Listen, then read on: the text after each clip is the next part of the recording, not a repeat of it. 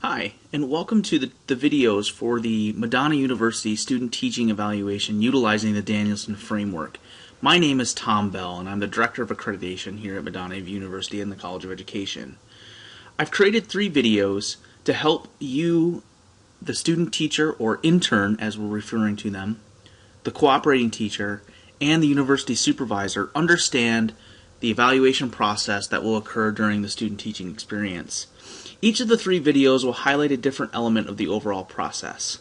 One video will provide context for the Danielson Framework. One video will provide an overview of the scoring process and the triad meetings that will occur at both the midterm and the final. And one video will review the actual rubric language and discuss a preponderance of evidence and how to score using the form. This particular video will provide a brief overview of the Danielson rubric and how to use the rubric to numerically score each of the 22 components in both the midterm and the final. Additionally, we'll discuss the paradigm of using a preponderance of evidence to determine the score. And we will also discuss how to write and give evidence supporting these scores at the domain level. First, let's take a look at what the rubrics look like. As you can see on the screen, I have pulled up Domain 1, Planning and Preparation, specifically focusing on Component 1A, Demonstrating Knowledge of Content and Pedagogy. For each of the specific components, you will see the component name and title here, and then a brief description of what Danielson Framework views for this component. So, demonstrating content knowledge and pedagogy has this descriptor here for this area. Additionally, you will find a 4-point rubric for each of the 22 components. Level 4, again, is distinguished or highly effective. Level 3 is proficient or effective. Level 2 is basic or minimally effective. Level 1 is unsatisfactory or ineffective. There's also an option for not applicable or not observed. For Level 4, you will see that this is the highest obtainable score. Here is the rubric language that the candidate or the intern must demonstrate in order to get this ranking. You will notice that in this document, the Danielson Framework uses the term the teacher. In our case, for the purposes of this evaluation, the teacher refers to the Madonna University intern. Additionally, we have included the bullet points below, which gives some examples of what this might look like. So for Level 4 in Component 1A, the teacher cites intra- and interdisciplinary content relationships. The teacher's plan demonstrates awareness of possible students' misconceptions, which is different from Level 3, which is the teacher can identify important concepts of the discipline and their relationship to one another, or the teacher provides clear explanations of the content.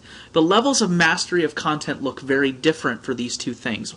And while it is possible that the candidate may demonstrate some things in the highly effective, or Level 3, and some of the things in the effective, or Level 3, highly effective Level 4, or effective Level 3, it is up to the evaluator to determine where the preponderance of evidence lies. And we'll talk about that a little bit later. Let's go look at another example real quick. So again, you will see, for example, Component 2, or Domain 2, here we go, we have Component 2A, which is creating an environment of respect and rapport. Domain 2 is the classroom environment. So again, we have the description of the kind of overview of 2A, and then each of the individual levels in which an intern may demonstrate various knowledge, skills, and dispositions as it relates to that component. You will use this language in determining the rating for an intern at both the midterm and the final. As the cooperating teacher, the supervisor, or the intern at both the midterm and the final, we expect you to use a summative approach in evaluating the intern's performance. So with that being said, let's take an example and look at what would it look like to rate an intern for Domain 1, Planning and Preparation.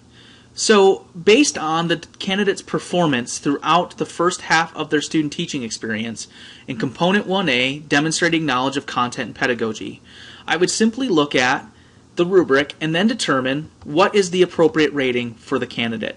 Notice that there's 1, which is the lowest ranking, which is ineffective, level 2, which is minimally effective or basic, level 3, which is proficient or effective, and level 4, which is highly effective or distinguished. Let's say, for example, the candidate demonstrated a 3. How would I know that the candidate demonstrated a 3? Well, let's go take a look at Component 1A. Component 1A, Level 3, I would have seen the teacher can identify important concepts of the discipline and their relationship with one another. The teacher provides clear explanations of the content. The teacher answers students' questions accurately and provides feedback. The instructional strategies and unit and lessons plan are entirely suitable to the content. If the teacher, or the intern in our case, is demonstrating all of these things, then it's very clear to me that they would earn a level 3. And I will do this for each of the 22 components. However, there might be a case, and there might be many examples. It could be all 22 components, where you see the intern demonstrating, for example, some of the content elements here, but they also might be here. Now, what do you do for scoring? You cannot give a 2.5. So, what we ask is that you use a preponderance of evidence. Is the candidate's, or in our case, the intern's, summative experience at this point in time 50.1% of the time ranging here versus here? Or are most of their knowledge, disposition, and skills reflected in level 2 as opposed to level 3? Let's say in this particular instance, the candidate is really good and very good at identifying important concepts of the discipline and their relationship to one another, and very clear in explanation of content. And in some cases, the intern plans demonstrate awareness of possible student misconceptions.